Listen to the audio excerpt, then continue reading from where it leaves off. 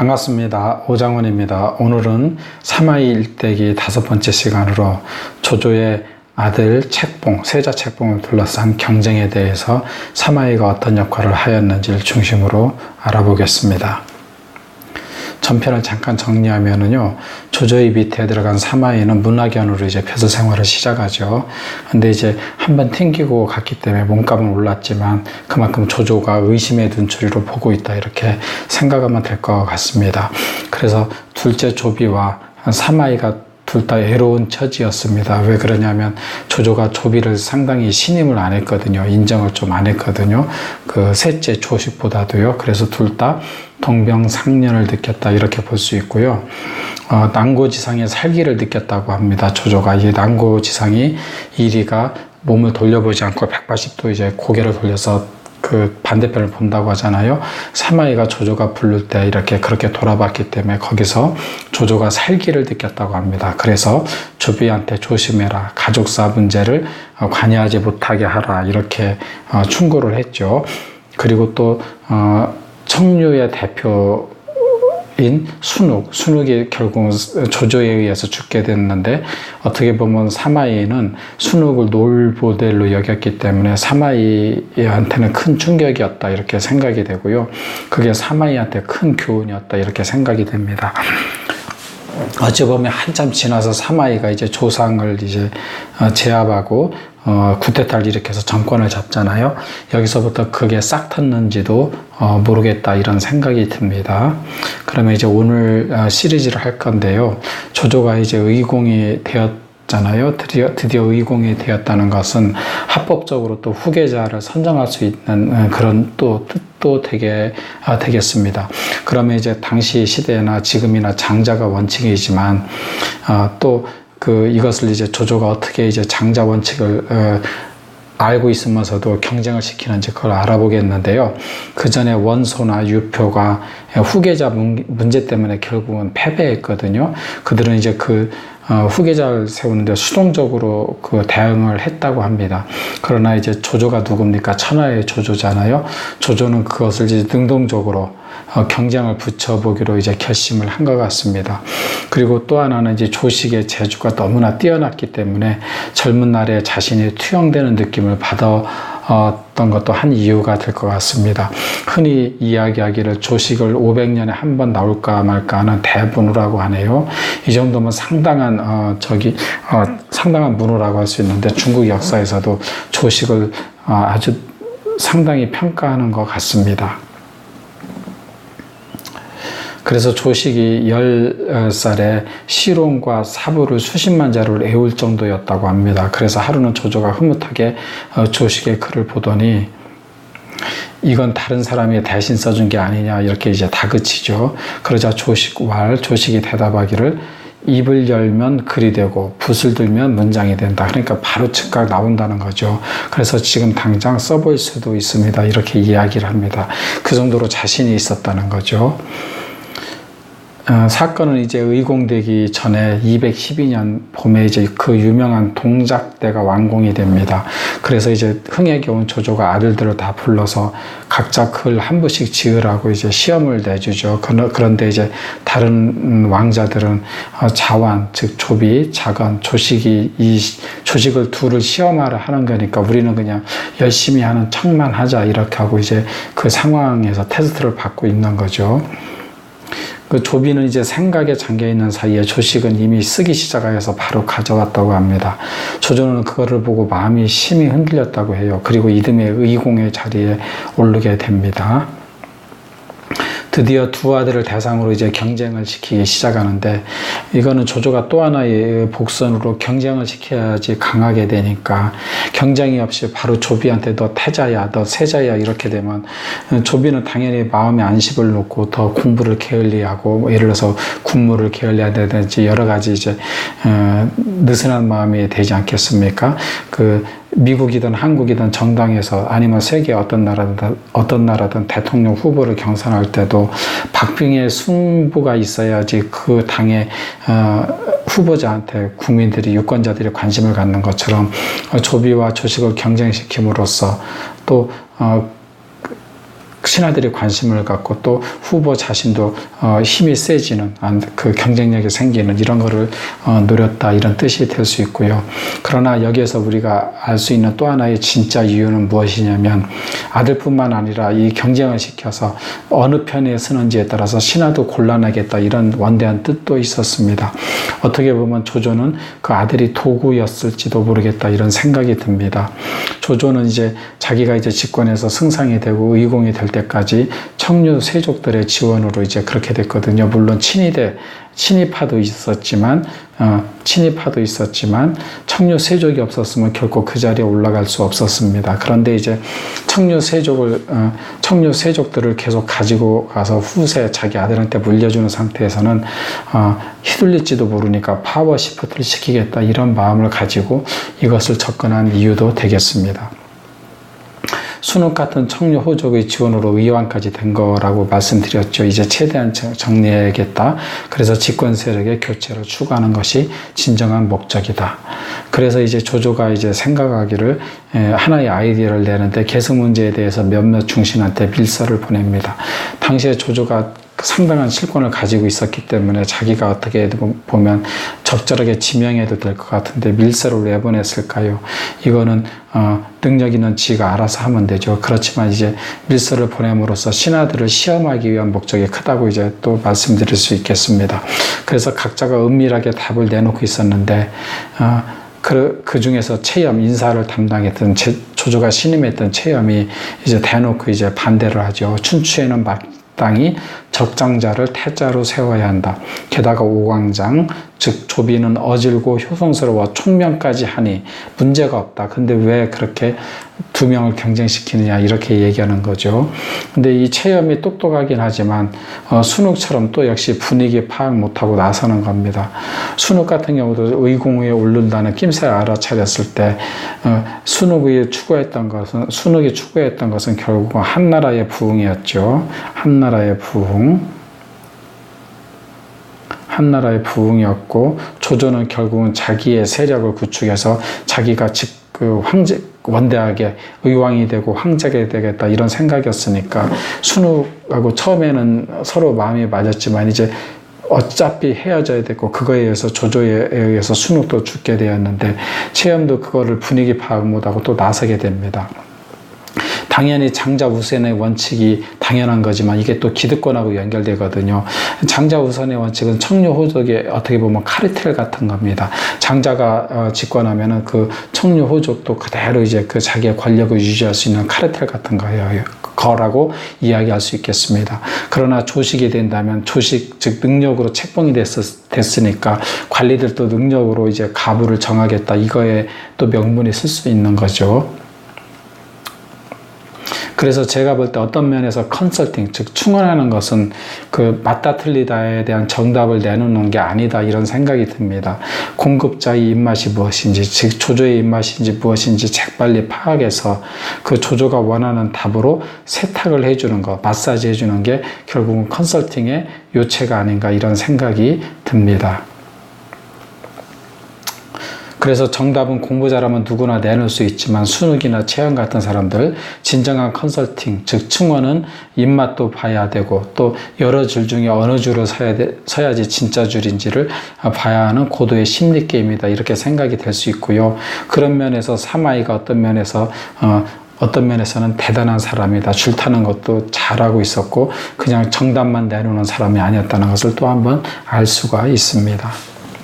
어쨌든 조조는 그 상황에서 이를 악물고 채염의 공명정대함을 칭찬합니다. 왜냐하면 정답을 말했기 때문이죠.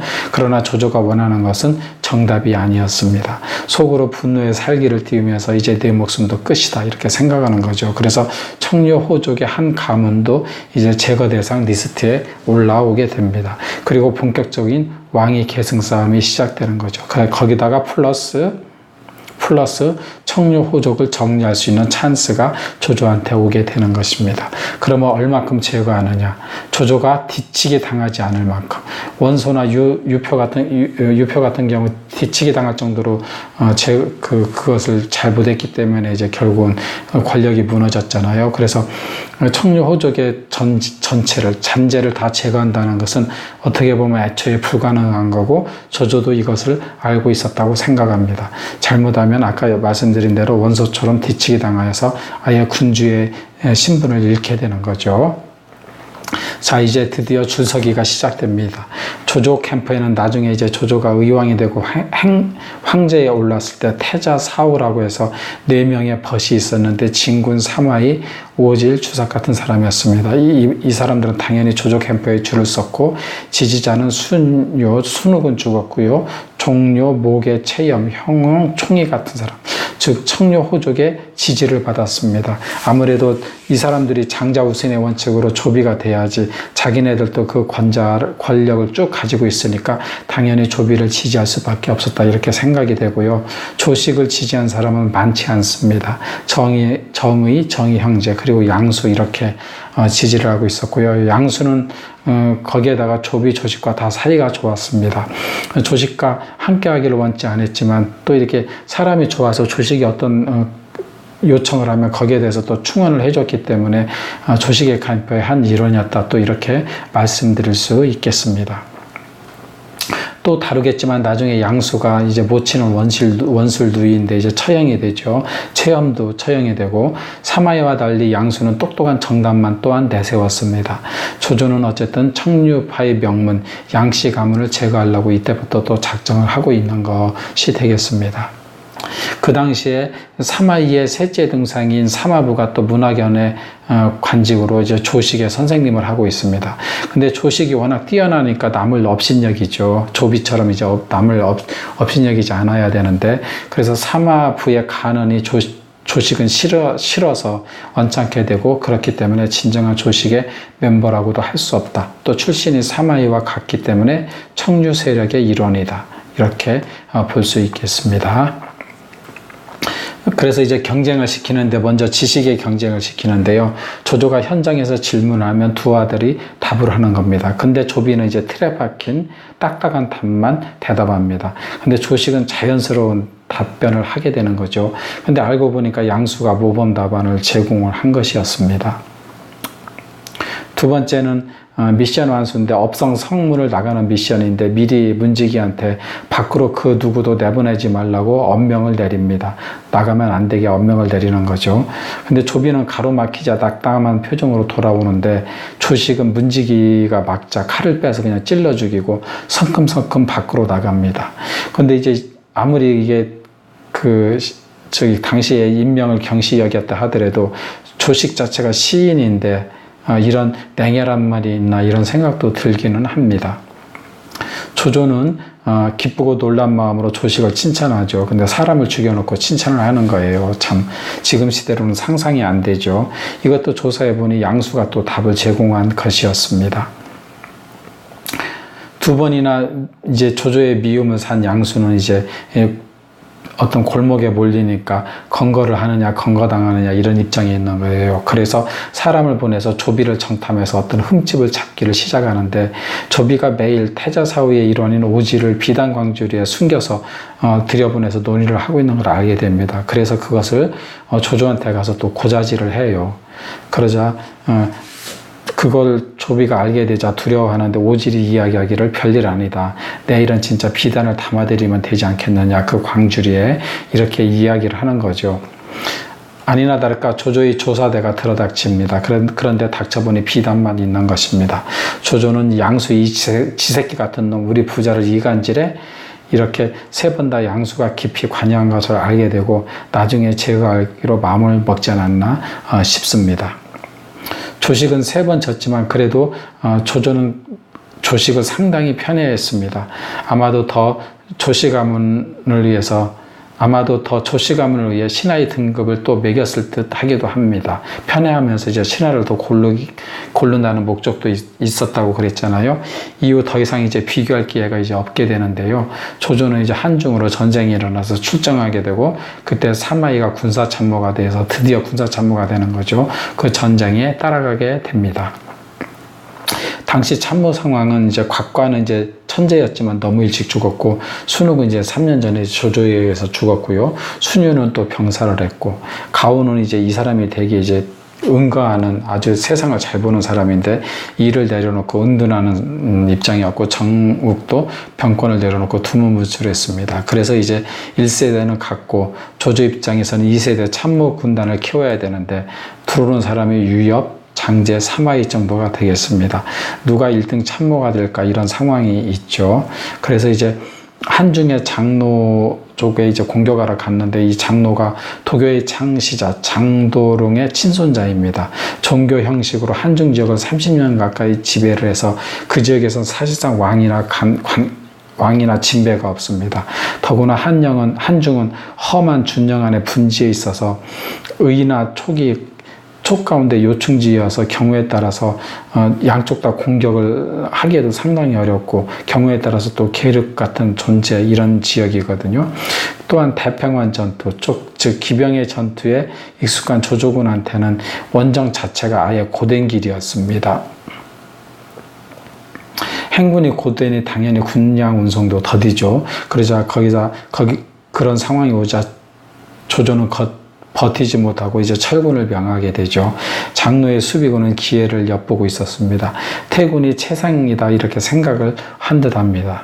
그 상황을 들었던 유엽이 후방에서 달려나와 무슨 소리 하시느냐, 전력을 다해 공격을 해야 된다.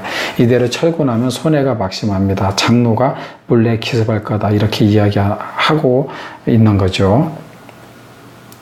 조조가 후회할 때 유엽은 영명하신 승상께서 이렇게 말을 참 잘하는 것 같아요. 승상도 좀 올려주고 철군하는 척 하셔서 다행이다.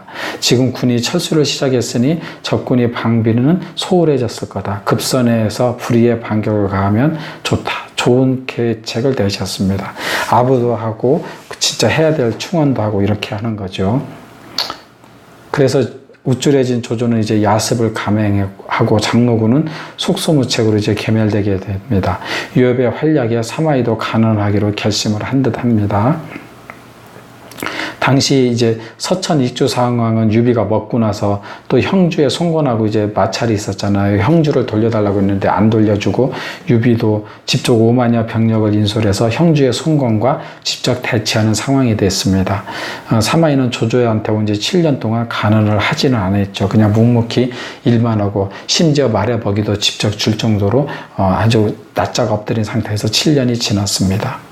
근데 간언을 하지 않은 이유는 조조도 음험한 사람이기 때문에 의심의 대상이 되죠. 그리고 한 번은 자기가 튕겼기 때문에 상당히 몸을 다칠 수밖에 없었습니다. 또 하나는 사마이의 업무의 특수성이었습니다. 다음 세대를 교육하는 일을 맡았었고요. 승상부의 인사 업무를 맡았고, 즉 정치적으로 민감한 자리였기 때문에 입이 무거워야 됐었던 임무도 있었을 거라고 생각하고 말단 사원이었다. 그리고 한번 찍힌 경력이 있었다 말씀을 드렸죠. 근데 이제 드디어 7년이 지났고 간언하기로 결심한 이상 사마이는 이렇게 이야기합니다. 익주 즉 서천이 아직 불안정하고, 왜 그러냐면 유비가 금방 먹었기 때문에 유비는 멀리 형주에 있으니 이는 피실치여 주력을 피하고 허술한 것을 공격하는 기회, 출기재승 기묘한 계략으로 승리할 수 있는 절호의 기회이다. 그래서 쉽게 촉당을 손에 넣을 수 있을 것입니다. 이렇게 이제 간언을 하죠. 조조는 웃으면서 사람의 고통은 만족하지 못하는 데 있다더니 이미 농우 양주 일대를 얻었거늘 다시 촉을 얻기를 바라는군요. 이렇게 얘기하죠. 이거는 조조가 사실은 적벽대전에서 형주를 먹고 아주 진노처럼 이제 오나라를 공격하다 적벽대전에서 참패한 경험이 있어서 지금은 약간 이제 뒤로 빼는 것도 이유가 될 수 있다 이렇게 생각이 되고요. 둘 사이를 대화를 엿듣던 유엽이 사마이 계책이 대단하다 생각하고, 하지만 왜 간언을 멈추는지 의아해하며 자기가 또 간언을 하기 시작합니다. 우리가 한중을 함락시킨 뒤로 촉인들은 의세에 벌벌 떨고 있으니 익주는 저절로 들어올 것이다. 지체한다면 제갈량이 재상이 되고 관우 장비가 장군이 될 것이니 촉은 안정될 것이다. 분명 후환이 될 것입니다. 그러니까 이제 제갈량이 재상이 되는 거, 관우 장비가 장군이 되는 거, 촉이 안정되는 거, 그리고 마침내 후환이 되는 북벌 같은 게 다 예언대로 됐으니까 얼마나 무서운 이제 가난이었겠어요. 그렇지만 이제 거기에 이제 사마이도 더해서 이제 계속 해야 되는데 대답이 없는 겁니다. 그 사마이가 생각하는 가난의 목적은 주군이 받아들이도록 하는 것만 아니다. 받아들이도록 하는 것만이 가난의 목적이 아니다. 그래서 권모술수는 내가 그보다 나은 것 같다 이렇게 되는 거죠. 즉 자기 의치만 확인시키면 된다는 거죠. 조조가 이미 마음을 정했는데 간언을 더 해봤자 소용이 없다 이렇게 생각하는 거죠. 그리고 조조가 걱정하는 것은 촉을 정벌하는 것이 아니고 자리를 비운 궁궐을 걱정하고 있다 이렇게 사마이가 알아차리는 거죠. 아까 얘기했듯이 또 하나는 적벽에서 한번 호되게 당한 적이 있기 때문에 그것 때문에도 약간 소심해진 면도 있지 않나 이렇게 생각합니다. 궁궐에서는 어쨌든 자건, 조식, 영거푸 3번 적고 싸울 의사도 없었는데 그때 출정할 때 자건을 수도에 남겨두었습니다. 왜 남겼을까요? 조조 아버지는 또 내가 막 일을 시작할 때 23살이었어. 너도 올해 23살이지 않니? 더욱 정진하거라. 이게 무슨 말입니까? 더욱 정진해서 너도 세자 자리를 노려라 이런 얘기일까요? 이것은 바로 폐업, 즉 조식에게 폐업을 잊게 한다 이런 뜻이 아닌가 이런 생각도 충분히 들 수 있죠. 근데 이제 조비 입장에서 보면 조정의 평판이나 행정수단이나 군사 통솔과 작전 그 다음에 정치적 야심까지 조식은 사실 야심이 별로 없었거든요. 모든 면에서 조식보다는 조비가 월등한데 왜 그가 그 자리 그리고 또 이제 조식은 시인인데 그 자리에 설사 올라간다 하더라도 독하게 할 수 있을지 이건 저도 의문이 갑니다. 그래서 결국 시인이 왕자 자리를 잘할 수 있을까 의문이 당연히 가는 거죠. 그런데 조조도 시적인 우수성이 있잖아요. 그 우수성이 있어서 그렇게 하는 건가 이런 생각이 들기도 합니다. 그래서 조비는 생각하기를 조식이 아버지 마음을 사로잡은 것은 문제, 즉 문학적 재능이다 이렇게 생각하죠. 그래서 아버지의 마음을 사로잡기 위해 조비도 문학 살롱을 열기로 합니다. 그래서 저명한 학자들과 최초의 백과사전 황남을 편찬하기도 하고요. 재주를 보여주려 자서전인 전론의 자서를 직접 출간하기도 하고요. 여기다 더해서 전단지 뿌리듯이 막 배포를 하는 겁니다. 완전히 마케팅을 한 거죠. 마케팅. 책만 진 게 아니라 그리고 조정에 있던 사람들이 그래서 다 가지고 있을 정도였다고 전해지고 있습니다. 어쨌든 조비의 권력욕은 대단한 것 같습니다. 심지어 적국인 송건한테도 이걸 택배로 보내요 또. 그리고 그러면서 가르침을 청하기도 하거든요. 근데 이 가르쳐달라기보다 내 문제의 능력이 여기 있다. 세상에 알려줘서 그 상황을 조조한테도 자기 아버지한테도 알고 있으라는 마케팅 측면이 더 강했다 이렇게 생각이 됩니다. 그리고 어쨌든 안달이 나서 한중에서 돌아온 사마이한테 상의를 하자 어찌 은거하고 있는 가우의 가르침을 청하지 않습니까? 이렇게 얘기하는 거죠. 가우는 최근 몇 년간 정시 퇴근하고 사교 활동을 전혀 하지 않는 사람이었습니다. 혼사도 평범한 가문과 맺어주려 노력을 하고요. 가우는 어떻게 보면 순욱이나 채연 같은 사람 또 나중에 추설되는 양수 같은 사람을 보면서 평범한 혼사를 맺어줘야지 멸족의 화를 당하지 않겠다 이런 생각을 했는지도 모르겠습니다. 그러나 이렇게 응가하는 사람을 조조는 또 되게 중요하게 생각하거든요. 이렇게 어수룩한 사람을. 그래서 주군의 눈에 더 드는 사람이었다. 이렇게 가우를 이야기할 수 있겠습니다. 그래서 조비가 찾아가자 가우가 얘기하기를 덕과 도량을 중시하고 근면하고 자식된 도리를 다해라. 자식된 도리를 다하라는 거죠. 이렇게만 하면 된다고 합니다. 너무나 평범한 계책이죠. 근데 사마이는 뜨끔합니다. 저 교활한 늙은이가 입신의 경제에 들어섰구나 이렇게 생각을 하는 거죠. 이게 평범한 조언이긴 한데 사실은 평범한 것에 모든 것이 있다고 생각이 되는 거죠. 이렇게 태자 경쟁이 심하고 어떤 음모들이 난무할 때 성실과 진솔이 승리한다는 것. 즉 책략의 왕 조조한테는 성실과 진솔로 나가야지 괜히 술수를 쓰다가 오히려 당할 수 있다. 이렇게 조언을 해주는 거죠. 또 이제 조조가 이제 출정길에 나서게 되었습니다. 조식은 자기의 문제를 자랑하는 거죠. 즉흥문장으로 거기에 도열해 있던 장군과 신하들의 우레와 같은 박수갈채를 받습니다. 조조는 도저히 조식을 따라갈 수 없는 거죠. 그러자 조식이 드디어 연기 반 눈물 반 시작합니다. 한참 말없이 있다가 눈물을 왈칵 쏟으면서 그 위험 있고 기세등등하던 아버님도 이제 나이가 드셨습니다. 살짝 구부정해진 몸, 희끈해진 기빈머리, 눈가의 주름, 이 나라의 최고 권력자도 평범한 노인이다. 돌아오신 모습을 뵌 지도 얼마 되지도 않았는데 또 이별이라니. 눈물이 앞을 가립니다. 부디 건강하게 돌아오십시오. 뭐 이런 이야기를 울면서 하는 겁니다. 조조도 덩달아서 감정이 복받쳐 오르고요. 조식이 충출하긴 하지만 조비의 진심만은 못하구나. 조비는 눈물 반 연기 반으로 조조를 흘끔 보면서 아마 속으로 쾌재를 불렀을 거라 이렇게 생각이 됩니다. 돌아온 조조는 이제 드디어 응거하고 있는 가우집을 방문하죠. 체험처럼 답을 내놓으면 방문을 안 할 텐데 가만히 있으니까 방문하는 거죠.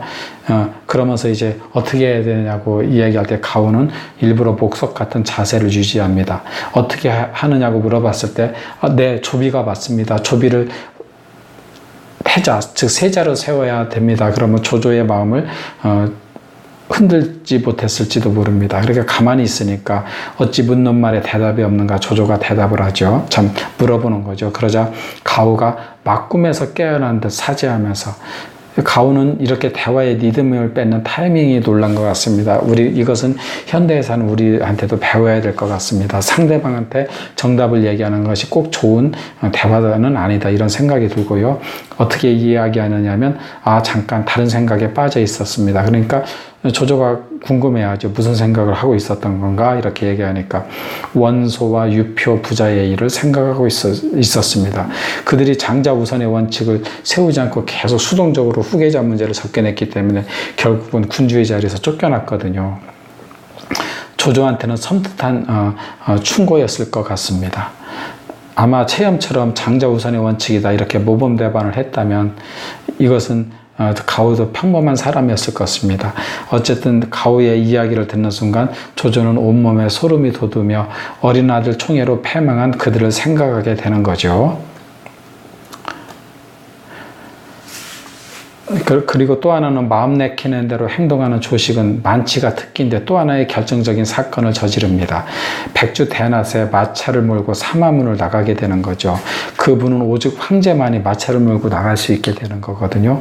조조는 진와여 궁전 거마 관장은 이런 사람을 사형시킵니다. 괜히 애꿎은 사람만 이제 죽게 만드는 거죠. 조식 때문에.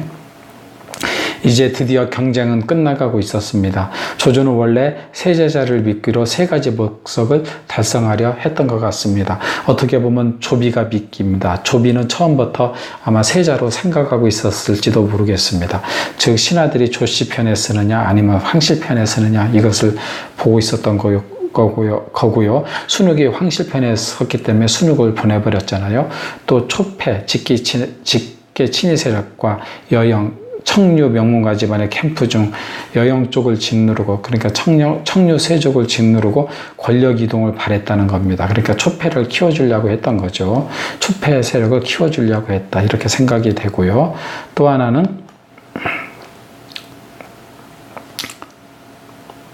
어쨌든 그게 이제 권력의 본질인 거죠. 그래서 어쨌든 조식이 되면 장자 우선의 원칙이 깨지니 명문가를 억제하는 효과가 있는 거죠.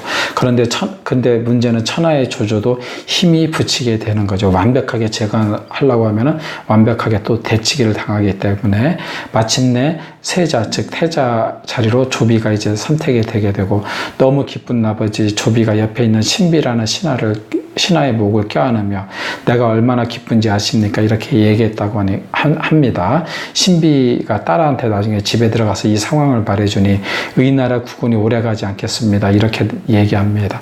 태자, 즉 세자가 됐다는 것은 종묘사직을 생각해야 되고 조상도 생각해야 되고 나라도 생각해야 되고 여러 가지 짐이 무거울 텐데 기뻐서 날뛰려는 거 보니까 오래가지 않겠다 이렇게 이야기를 하는 거죠.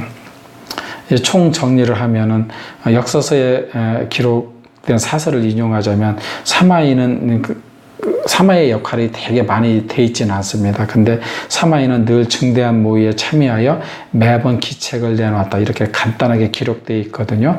그래서 세자책봉에 중요한 역할을 한 것은 분명하다. 이렇게 결론을 내릴 수 있겠습니다. 다음 회에서는 조조의 시대가 저물고 조비의 시대가 왔다. 이런 내용으로 알아보겠습니다. 내용이 마음에 드셨다면 좋아요와 구독을 눌러주세요. 감사합니다.